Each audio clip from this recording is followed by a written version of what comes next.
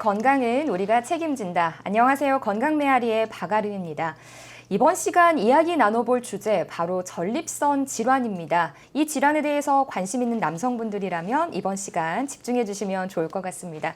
교수님, 먼저 전립선 질환에는 어떤 것들이 있을까요? 네, 전립선 질환은 생각보다 여러 가지가 있는데요. 네. 대표적으로는 전립선 비대증과 전립선 암을 예로 들 수가 있습니다. 네, 전립선 비대증과 전립선 암 네. 이렇게 대표적이다 말씀을 해주셨는데 이번 시간에는 특히나 전립선 비대증에 대해서 이야기를 나눠보고자 합니다. 이와 관련해서 이야기 나눠주실 비뇨의학과 유성현 교수님 모셨습니다. 교수님 안녕하세요. 안녕하세요. 반갑습니다. 저는 전남대학교 병원 비뇨의학과에서 근무를 하고 있는 유성현이라고 합니다. 저는 주로 전립선 비대증과 비뇨기 종양을 진료하고 있습니다. 네, 오늘은 이제 여러 가지 질환 중에 전립선 비대증에 대해서 알아보고자 하는데요. 먼저 교수님, 전립선 비대증이란 어떤 건가요? 네, 먼저 전립선에 대해서 간략히 좀 소개를 해드리겠습니다. 네. 전립선은 남성에게만 있는 기관으로서 방광의 바로 아래 그리고 직장의 바로 앞에서 요도를 감싸고 있고 정액의 3분의 1을 차지하는 전립선액을 만들어서 저장하고 있다가 정액과 함께 이제 외부로 전달하는 기능을 가지고 있는데요.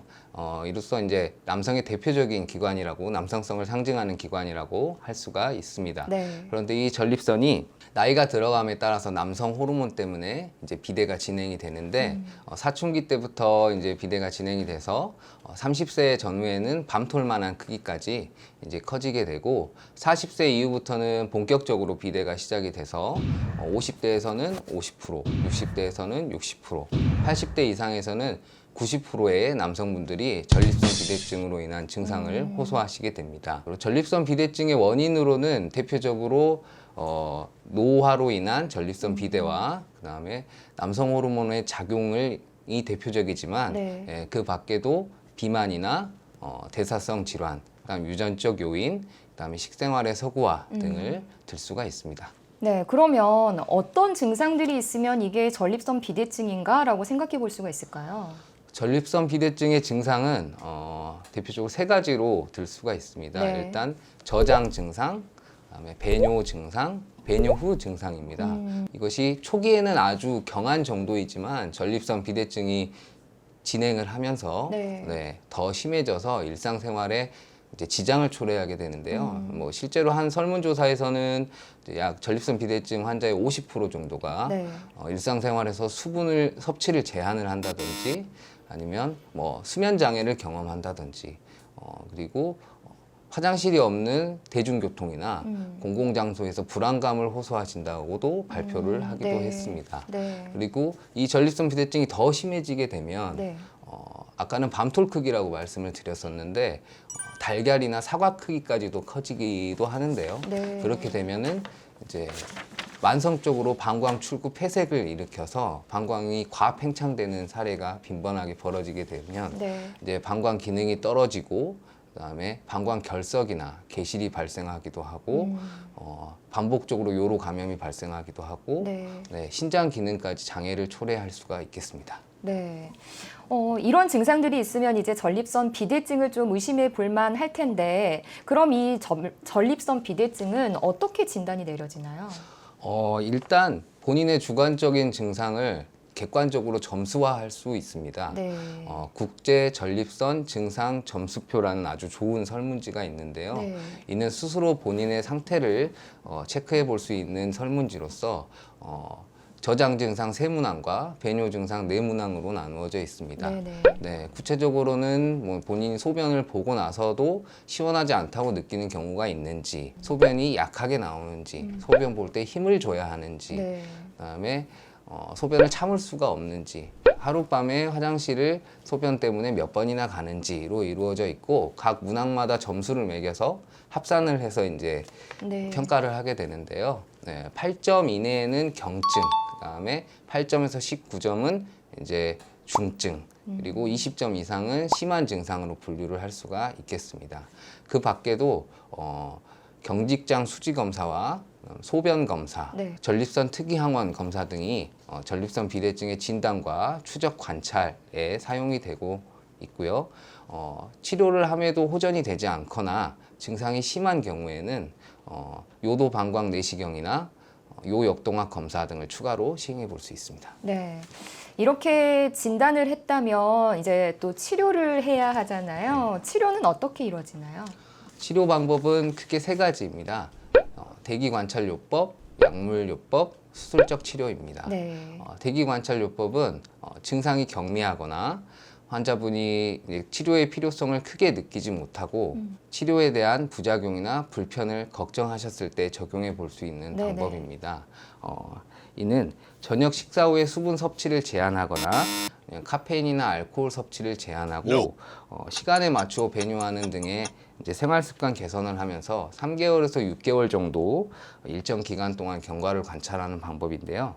실제로 경미한 환자분들 중에서는 이 방법만으로도 호전되는 경우가 아주 많습니다. 네. 두 번째는 약물 치료입니다. 약물 치료는 알파 차단제와 5-알파 환원 효소 억제제 두 가지가 대표적인데요. 네. 이 두 가지 약물은 비교적 효과가 아주 좋고 장기적으로 복용할 수 있다는 장점이 있지만 두통이나 네. 어지럼증, 고혈압, 그리고 사정장애나 발기부전 등의 부작용이 있을 수 있기 때문에 네. 복용 시에 주의가 필요합니다. 그리고 세 번째는 수술요법인데요. 네. 수술은 이제 말 그대로 비대해진 전립선 조직을 수술로서 제거하는 방법입니다.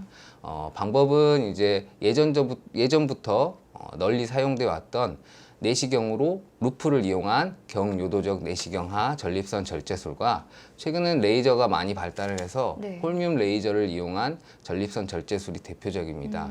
이 두 가지 방법은 이제 비대해진 전립선 조직을 직접적으로 제거함으로써 방광 출구 폐색을 개선을 해서 비교적 확실한 효과를 볼 수 있다는 장점이 있고 두 가지 모두 내시경적 수술이기 때문에 네. 최소 침습 수술 방법으로서 개복 수술에 비해서 부작용이 적다라는 장점이 있습니다.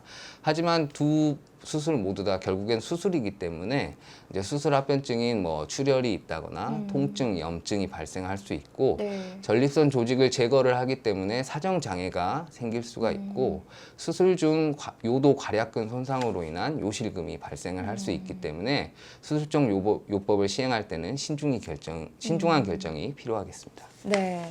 전립선 비대증과 관련해서 대기관찰요법과 약물, 수술치료 이렇게 세 가지가 있다고 말씀을 해주셨는데 이 세 가지 중에 나에게 맞는 치료가 어떤 게 있을까 하는 건 어떻게 알 수 있을까요? 네, 아주 좋은 질문이신데요. 네. 네. 배뇨 증상을 호소하면서 비뇨기과에 내원하시는 환자분들 중에 대부분은 병원에 왔으니 본인이 무조건 치료를 받아야 된다라고 생각하시는 분들이 아주 많습니다. 네.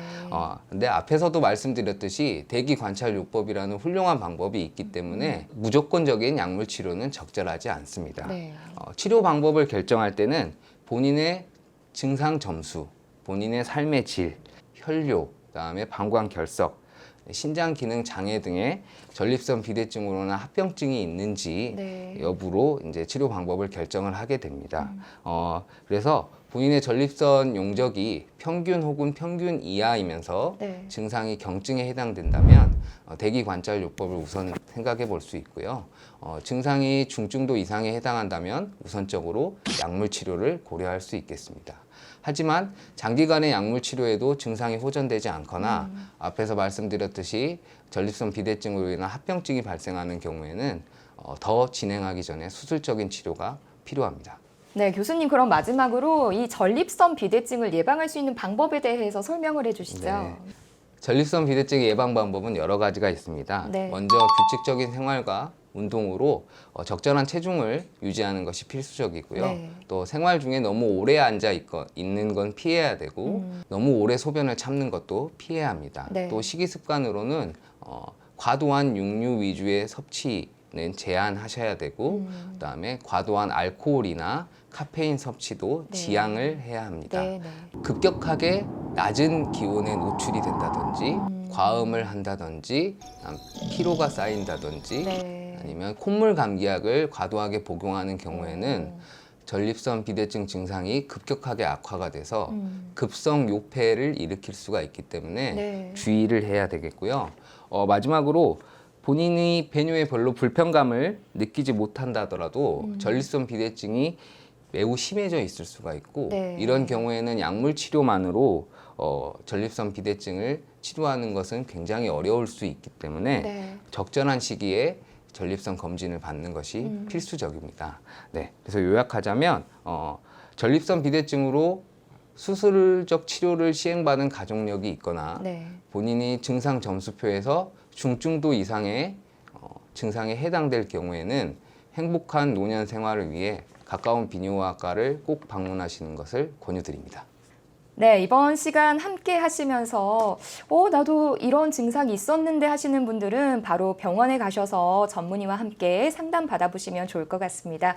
건강메아리 이번 시간 전립선 비대증에 대해서 비뇨의학과 유성현 교수님과 함께 했고요. 다음 시간에도 더 건강하고 더 유익한 정보로 찾아오겠습니다. 고맙습니다.